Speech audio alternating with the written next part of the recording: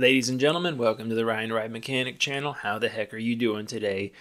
Listen, way back when Intamin built some rides where the train can actually stop in mid-air with nothing holding it whatsoever.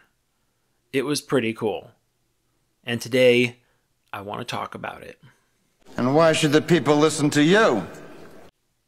Because I've actually worked on one. Now get ready. Here we go. Look at you guys, bunch of bloody legends showing up here for another video. Man, I appreciate that. Today's topic is a good one too. I've gotten lots of questions about this in the past. A lot of people know my history, know where I came from, and it's one of those questions that always popped up about this particular ride. It's like, okay, let's talk about the infamous Intamin rear tower holding brake, or tower park is what it's called. So let's go ahead and get right into that. But first, if you haven't already, please make sure you like and subscribe, do all that stuff downstairs. It does help me out. Back in the early 2000s, Intamin built these rides. The actual classification or the name from Intamin was they were actually a T-4 series. They are U-shaped suspended impulse coasters. There was only 4 of these built and put into the parks at the time. Let's see, I've got some notes here. One of them was Steel Venom installed in, I'm going to mess this name up, Geauga Lake near Aurora, Ohio. At the time, Geauga, was purchased by Premier Parks, and for the 2000 season, it would operate as Six Flags Ohio. In 2004, Cedar Fair would purchase the park from Six Flags. Cedar Fair opted to relocate the ride 8 years later and opened as Possessed in Cedar Fair's Dorney Park and Wildwater Kingdom in Altontown, Pennsylvania. And Possessed is still in operation today. Now, in 2001, Six Flags purchased 2 more of these rides. They purchased, one went into Gurnee, Illinois at Six Flags Great America, and the other one went into Vallejo, California, Six Flags Discovery Kingdom, where it was Six Flags Marine World at the time. Both of them are still in operation. Both of them have been changed to the Flash instead of Vertical Velocity. Another ride called Steel Venom was purchased for Cedar Fair's Valley Fair location in Shakopee, Minnesota. Just outside of Minneapolis, Minnesota, Steel Venom opened to the public in 2003 and is still in operation today. Both Steel Venom and Possessed are the last 2, however, that possess the rear tower or operating brake on the tower itself. And from what I understand, they are kind of hit or miss. They're not very constant. But from what I can tell, there are 2 that still have that brake working. Didn't he mow his lawn yesterday? Alright, this is my new thing. I guess I'm only making videos now while people are mowing their lawns.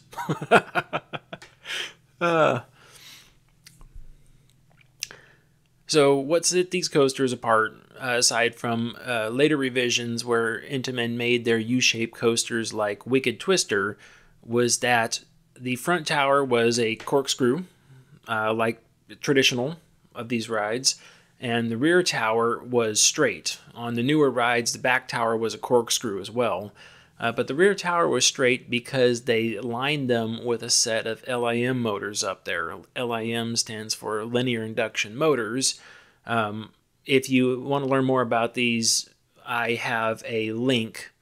I'll try to put a link in my description. But basically, I made an entire video about just how LIM drive systems work on roller coasters.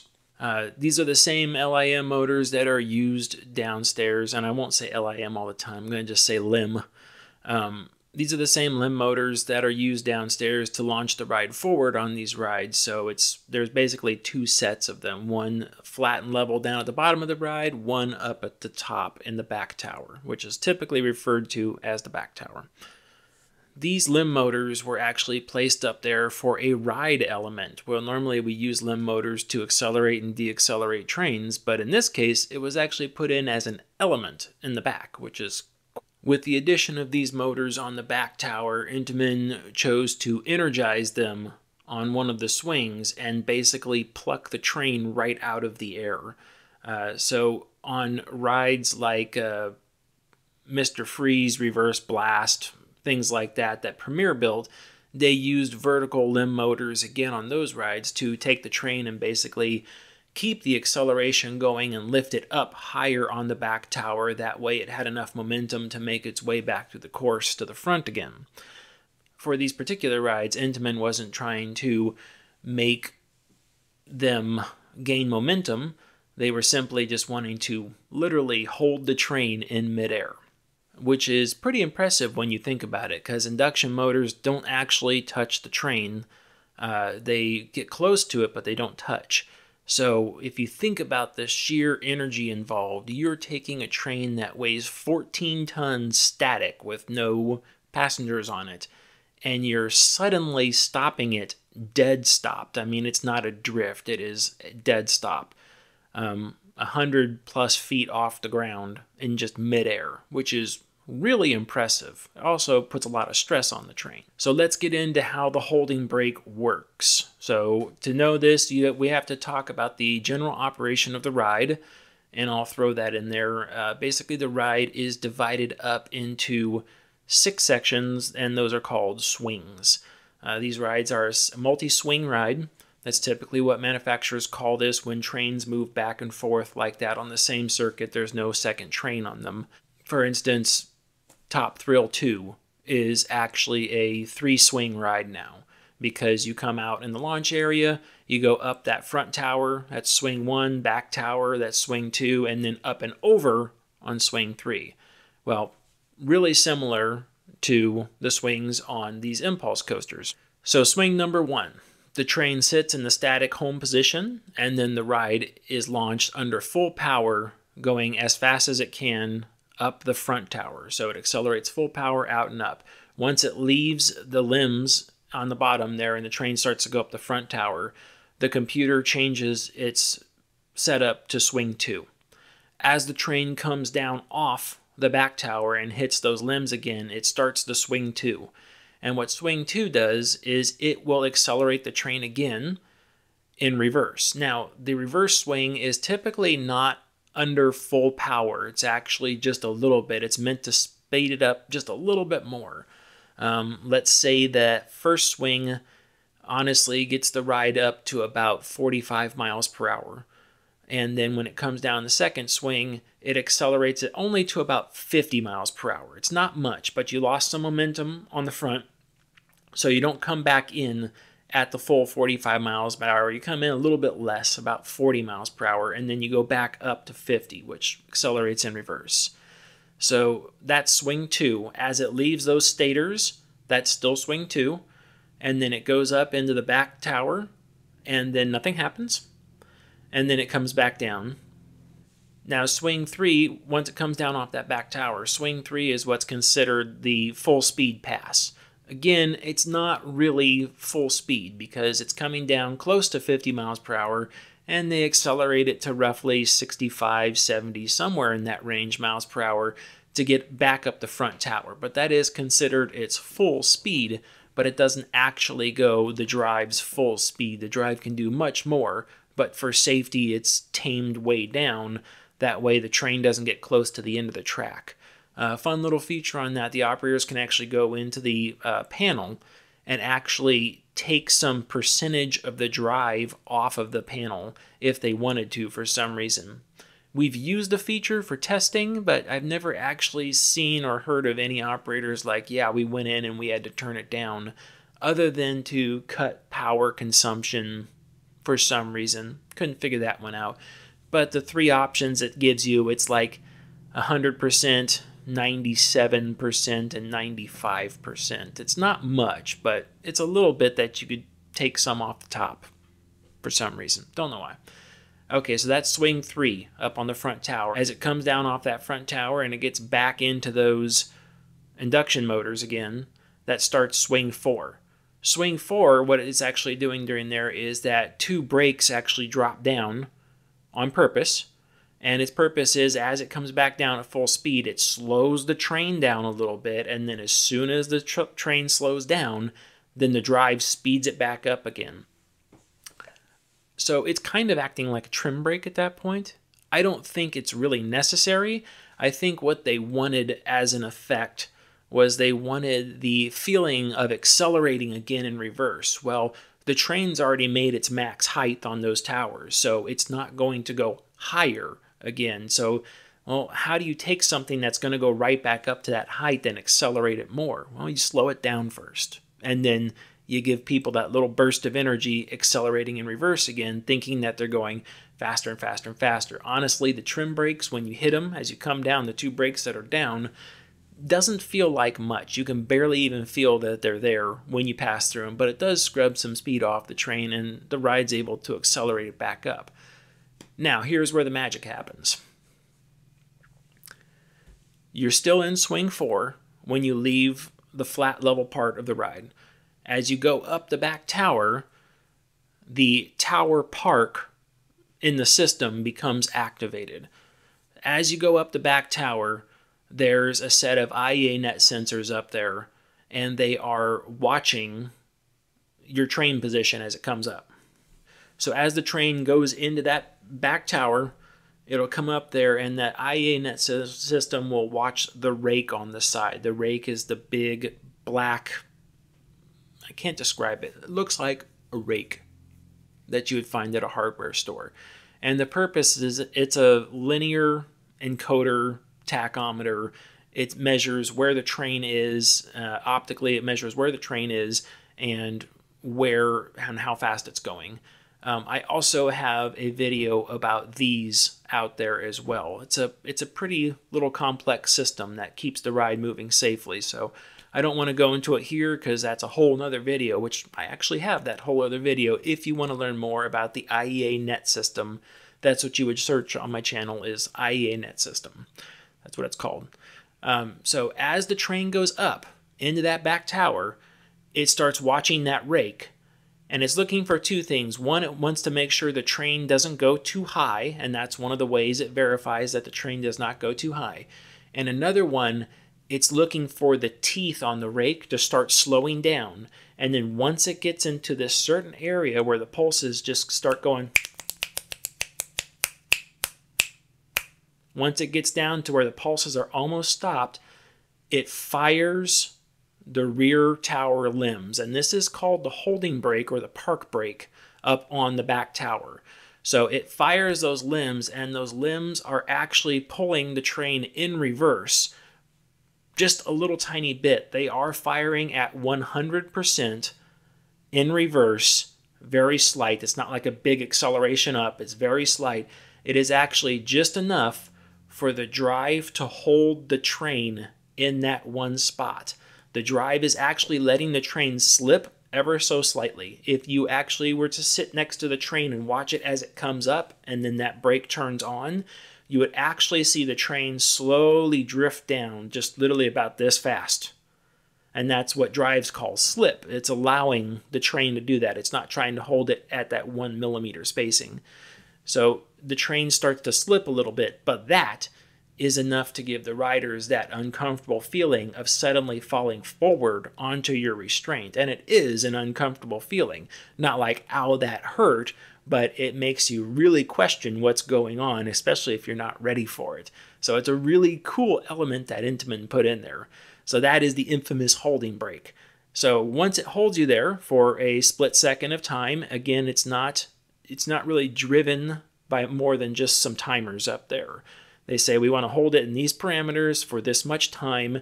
It turns on, and then as soon as the timers time out, which is only about a quarter to half a second, that's all it is, then those motors turn off and allow the train to fall back down. And at swing 5, that starts swing 5 now. As soon as the train goes down, it starts swing 5. So swing 5, you go down back onto the flat part, and you're just coasting, and then you go up the front tower again. As soon as the train leaves those limbs, to go up the front tower, the brakes come down, and then that starts swing 6. Now 6 is the homing swing, so there's not really much going on there. The train comes back down into the brakes, it slows down. Once the train gets into a certain speed window, it's not very much, it's just about a light jog worth of a speed.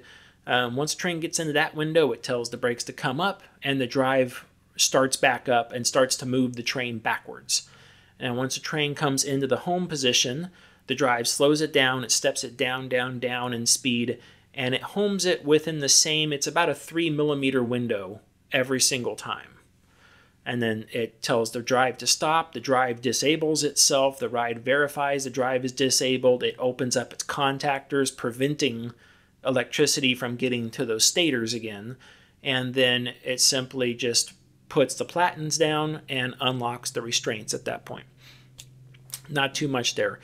A fun little fact, it's really interesting to watch.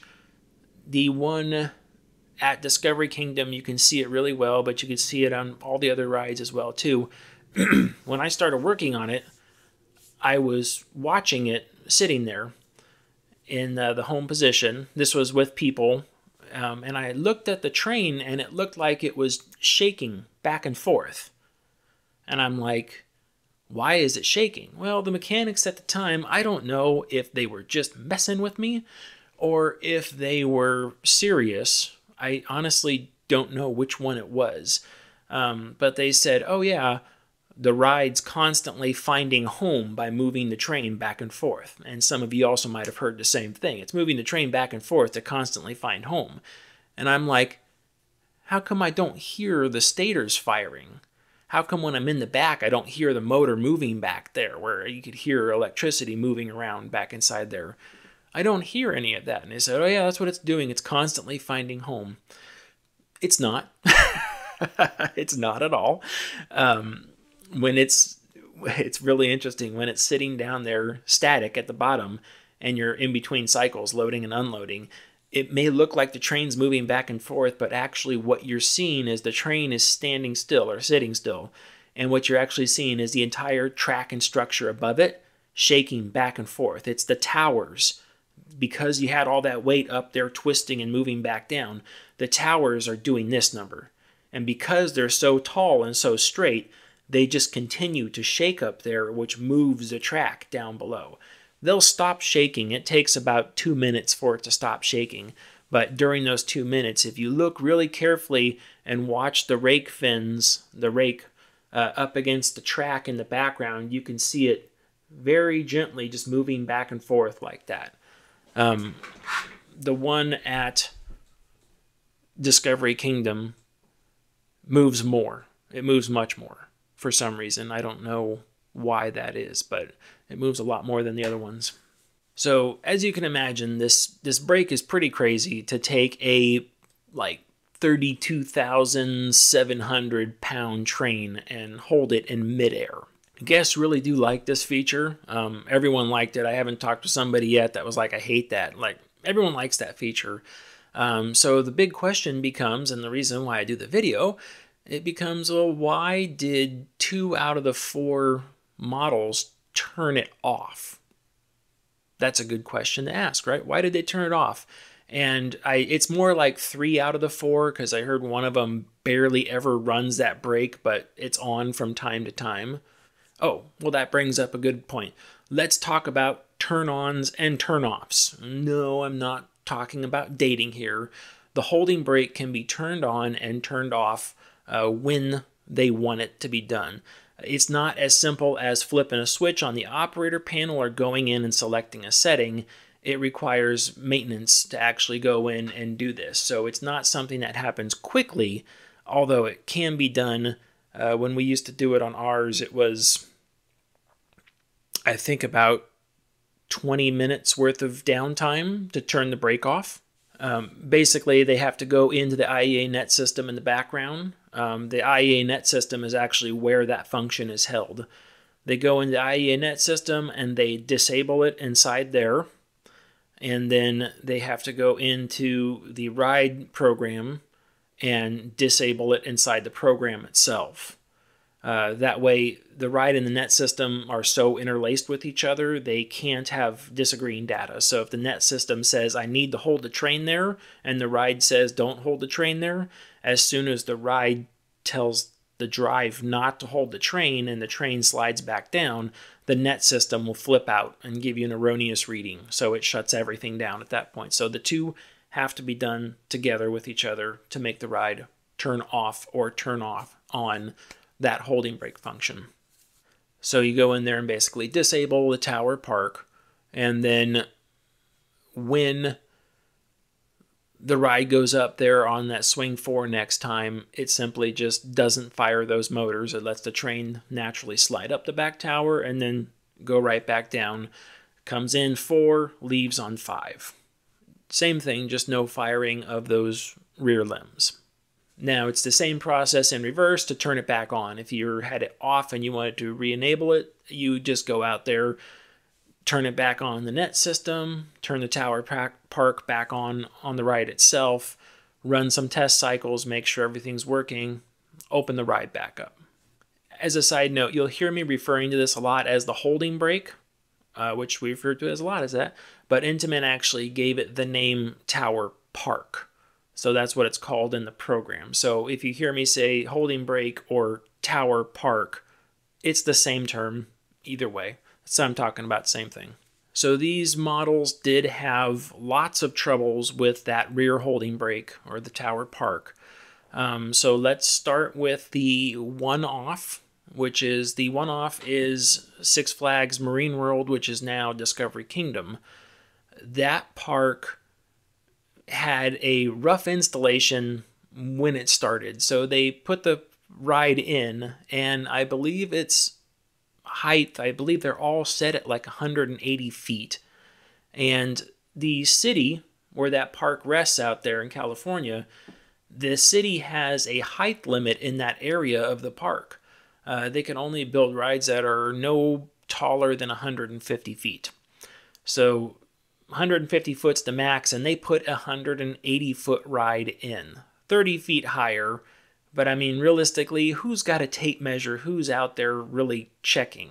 Well, like city planning is actually checking that stuff, because during the first year of operation, the city was like, hey, that thing's too high. I kind of have this sneaking suspicion they were like, what are you going to do about it? It's like a $10 million ride, and we already installed it. And that was $10 million back in like 2000, right? So it's much more expensive now, but it's like a $10 million ride. We already installed it. What are you going to do about it? And I think the city is like, we're going to shut it down, and you won't be able to run it again. So it actually underwent an extensive retrofit, essentially, where they had to cut 30 feet off the back tower. I say cut. It probably wasn't cut. They probably manufactured or removed a section of track or something like that and got it back down in there. So they had to remove 30 feet of track on the back tower, and the front tower was so drastic that they turned the corkscrew from vertical to a 45-degree angle, and then basically, since that was still too much energy coming from the train, they gave it like a run out, where the train can just go flat way out there and then come back. Not great from the park's point of view, because that out and back process takes a long time to slow down to a stop and come backwards. So they took their throughput on the ride and kind of shot it in the foot at that point. So the holding brake on this one, the speculation for everybody was like when they first installed the ride, the holding brake was working all the time.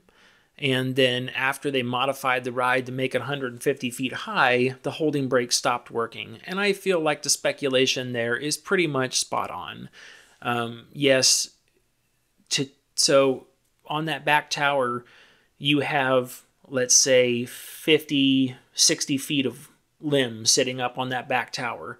Well, that was meant that when the train came up there on that back tower, a train would come up, the train was the same size of that limb motor up there. And basically that whole set of stators or induction motors up there also can be called stators. That stator term is not really married to synchronous or induction.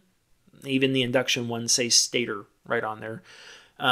But anyways, on the back tower, that 60-foot, 50-foot array of motors up there is the same length as the train. So when the train got up into it, it needed all of those motors working 100% to grab on to the train to hold it. Okay, cut 30 feet off the top of that tower and move everything down. Well, suddenly you can't get that train high enough up into that array. For that particular one, if you watch video of it, the train really doesn't cover the full array. It kind of stops 3/4 of the way up through it and then comes back down. And I think that is the reason why that brake does not work well, because when they did that, they modified the program slightly to work in that aspect. But I think what was happening, and I never could get a resolve on this from anybody, I think what was happening is that inside the drive, remember I was talking about the slip function inside the drive. Instead of holding it right here, it turns on at 100%, but then allows the train to come back down a little bit. I think they needed to adjust that slip number a little wider to let that happen more, because it's going to lose more of that momentum on side there. And I don't think they ever did that fine-tuning adjustment that they would have if the ride was installed brand new in that condition. It would have been fine-tuned to where that worked in that condition. But because it was a backwards retrofit to make the city happy about its 150-foot height, I feel like the fine-tuning was never done to that ride. And it was just like, okay, yeah, we lost it. It's not going to be working anymore. The next handful of years, the park had the brake on and off a handful of times, and then they stopped using it altogether. So that one ride in particular had way more headaches than the rest of them because of that oddball 150-foot modification. So that ride is a very unique one. We're going to set that off to the side because it's not really a clear picture of what happens with the rest of them. So let's talk about stress for a minute. The train basically sits 150 centimeters roughly, which is about 5 feet, away from the track rails. So that means that when that train comes back up and it goes to a stop on that back tower, everyone falls forward, and your center of gravity where the people are is way out 5 feet away, and it basically tries to fall and impacts the bottom. And it takes the whole assembly and tries to tweak it out that way. It puts a lot of stress into the chassis by itself. At the same time, you have the reaction fins, which are right next to the induction motors, and when it grabs the entire 14-plus ton train and holds it in midair, all that stress goes right into those fins, into the top of the train. So there is a ton of stress up on top of that thing. So because of that, these rides quickly started developing stress cracks and fractures all over them.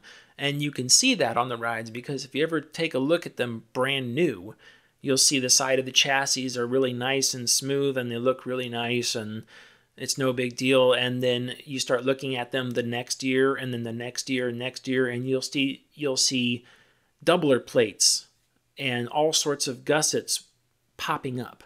So a doubler plate is where they took a joint and they went together in one section, and we said we're going to take this plate, and then we're going to weld them together. That's the joint. And then what happened was they started developing stress cracks in those joints. And they said, well, we've got to fix that somehow. So they went in and they re-welded the crack that was inside there and made sure it was gone. And then they took, well, the material literally couldn't handle the stress.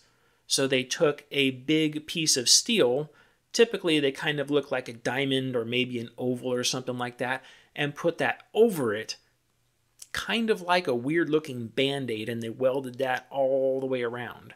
And those are typically referred to as fish plates or doubler plates that go on top of that.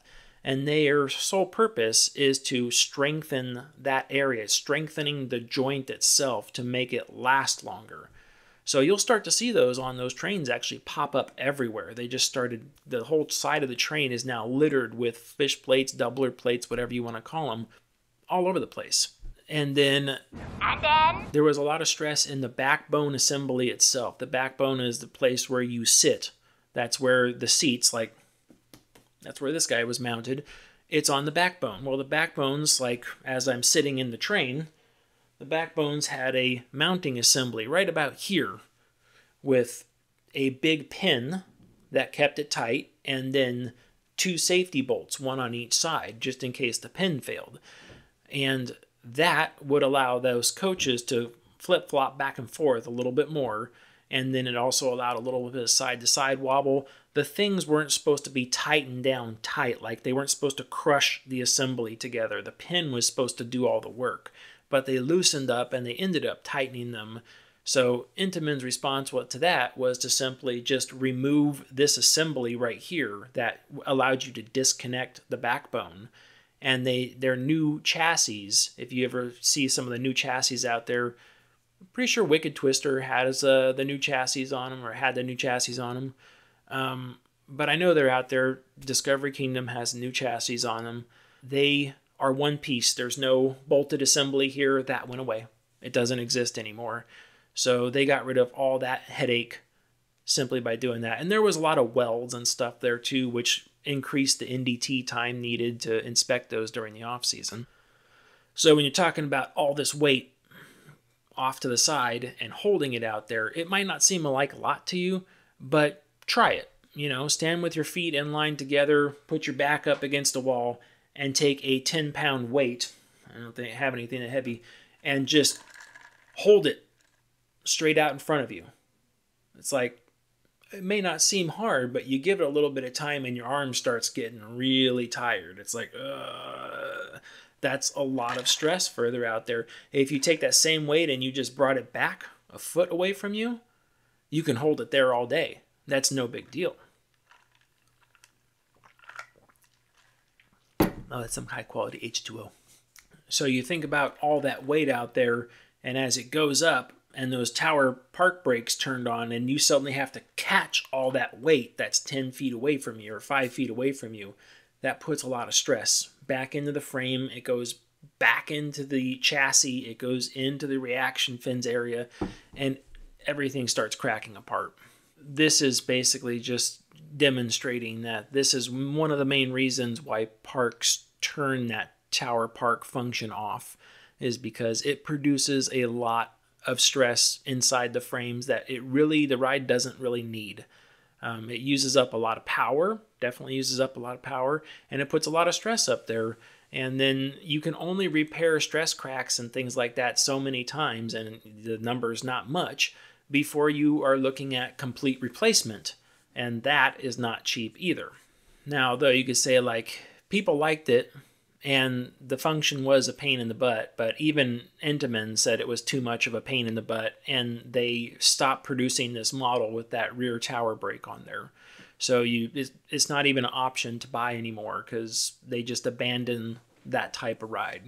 And then this was also a problem that increased the divide between the parks and Intamin, because Intamin built the ride, they had responsibility for it, but they built it in conjunction with the drive manufacturer. That's IDS. IDS was the drive manufacturer. So you had these Intamin rides with IDS drives inside of them, and then when parks needed support, like we needed to adjust the slip function inside that drive to make it work better, or we needed to do fine troubleshooting inside of there, well, IDS and Intamin, they weren't doing business anymore together. Your project wasn't open. Like you had to reopen your project. And then it was down to who took the liability. If the drive manufacturer did something and the ride manufacturer was going to get blamed for it, they didn't like that.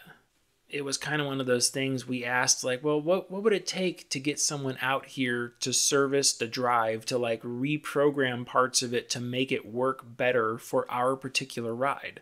What's that going to take? And Intamin told us basically that you would have to find the original programmer of that drive and the ride, and you would have to get them back together to make the modification to it. So Intamin didn't want to deal with those rides once they were running, just because there was so much liability involved with them. I mean, you had two open ends of the track, and you were accelerating trains of people towards those open end of the tracks. Granted, they had shocks on the top. No one's going anywhere. But they didn't want to deal with that. So the park was left to struggle in the meantime. Parks that wanted to do that, they would simply just have Intamin retrofit the ride. So Intamin would come out and install a new drive system and upgrade the controls to a new control system, which Intamin was perfectly fine with taking liability back on that because it was just mechanics at that point in time.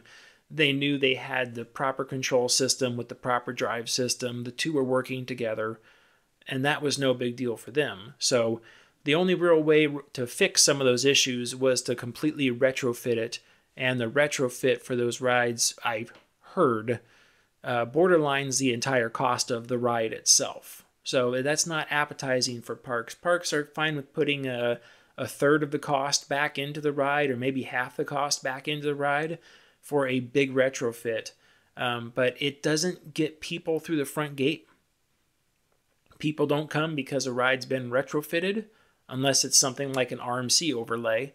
But if you're just like, hey, come ride our, what are those called? Come ride our flash ride because we put a new drive into it. Like, that doesn't get people through the front gate. And then it's like, well, if you spent $6 million on putting a new drive and new control system back into that ride, what is there to drive people back into that front gate? There's nothing there. It's one of the reasons why parks don't like to retrofit rides, because it's a lot of money and they don't really get anything out of it. So now on a lot of these rides, I do feel like it was simply just the slip parameter that was causing all the issue. I think IDS programmed it and they said, we're going to allow X amount. I don't know what the percentage is in there, but we're going to just say, we'll say it's a 0.1. We're just going to allow a 0.1% slippage on that back tower. And then, which worked good in testing and commissioning. But I think as the rides get older, I think they start riding that 0.1 edge and they start dipping into 0.11 or 0.12% of slippage. You know, coils in the induction motors are wearing out. People are getting heavier. The trains had more weight added onto them. They are getting heavier with all those fish plates and doublers on there. So I think they needed to increase the amount of slippage onto that drive. I mean, in my mind, you could have made the thing incredibly more robust by simply just saying turn the tower park function on and then letting the train just slide down a lot instead of allowing it to move, you know, 300, 400 millimeters. Like, allow it to move way more than that. Allow it to move a meter. Allow it to move 2 meters. It's like, great.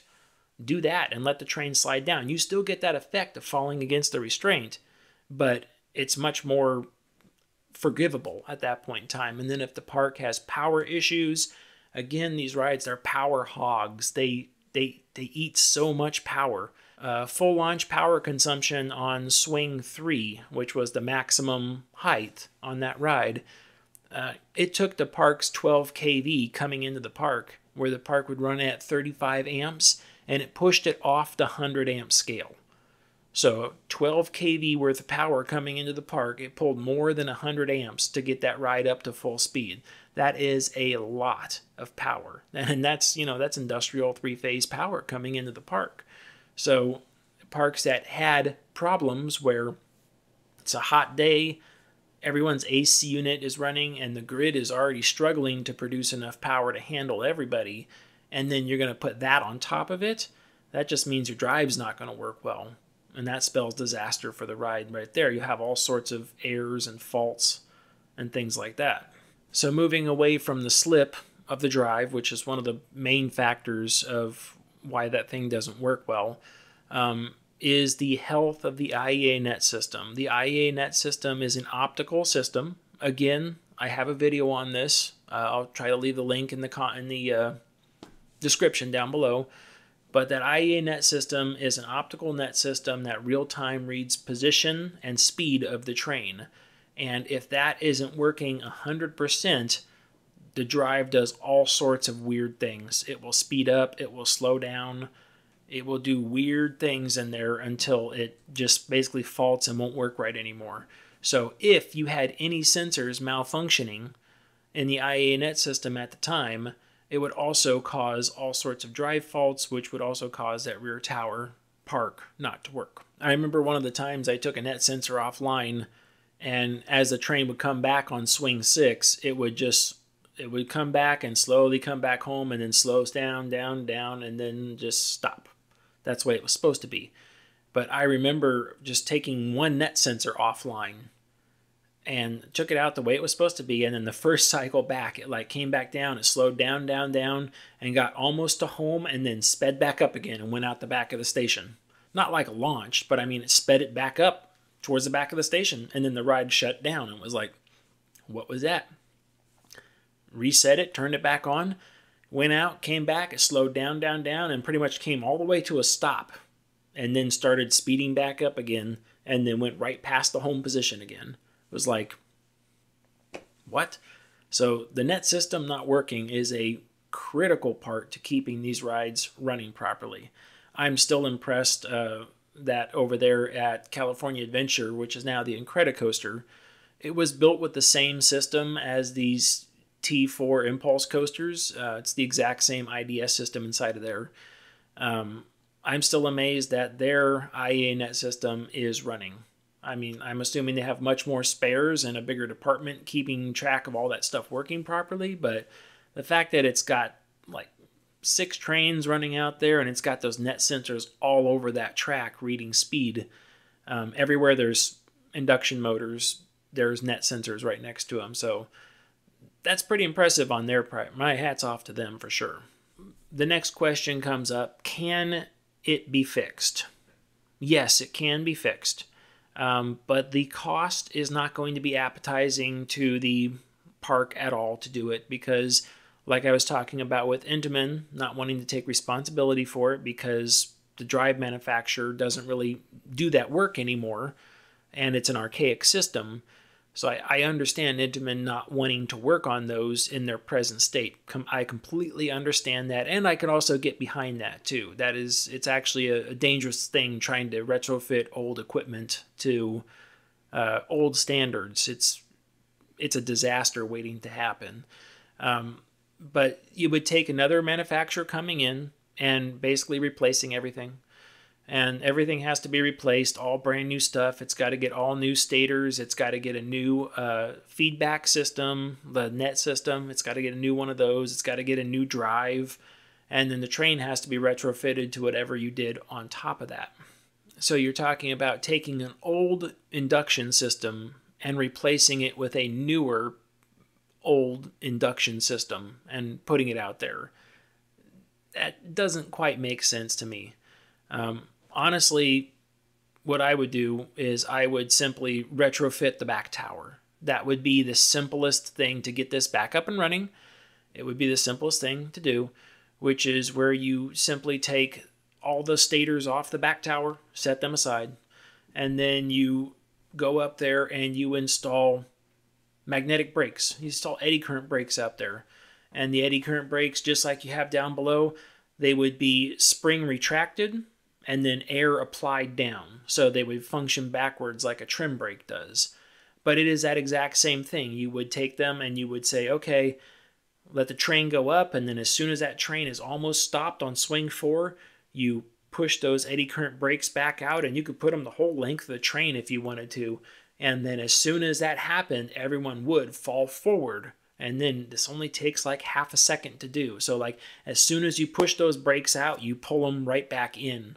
So then that gives enough to everyone fall forward, go, ooh, whoa, we got hit the brakes, and then the train would slide back out of it. Worst case scenario, for some reason something shorted out and all those brakes went out and stayed out during that entire time. It's like, okay, the train would slowly slide out of it, but it would probably just take another 3 or 4 seconds before it was out of that completely and then back down to the low spot down there. So it's a pretty fail-safe design, but you do have to cut and modify the track, which again, the manufacturer doesn't want you to cut or modify the track.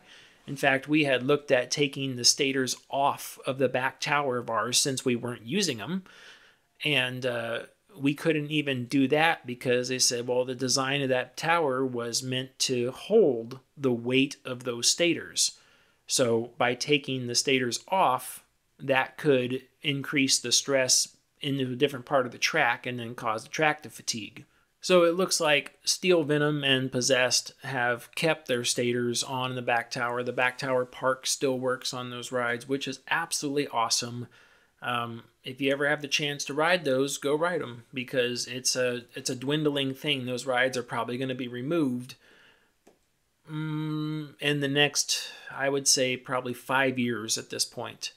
Because heck, they were built in early 2000s, 2001, 2, 3, somewhere around there. So you figure by 2030, it's like those rides have had 25 to 30 years of service on them.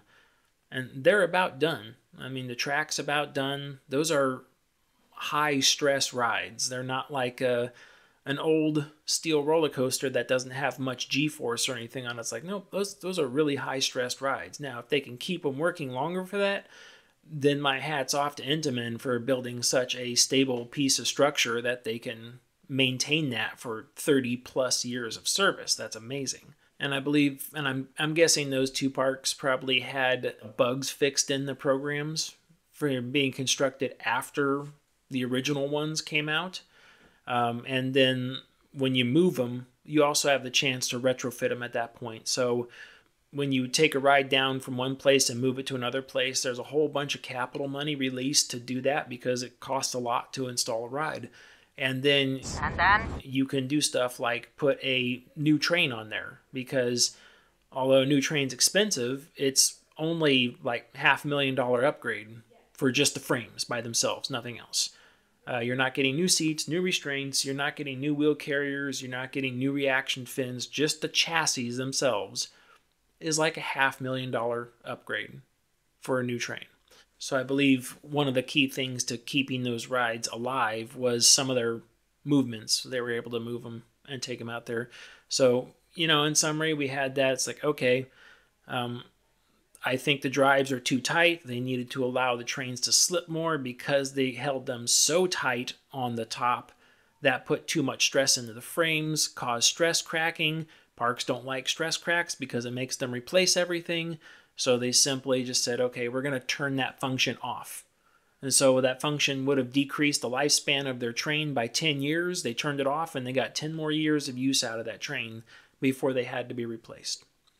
And that's pretty much why they had to turn the tower park functions off on those rides. Anyways, I hope you enjoyed the video.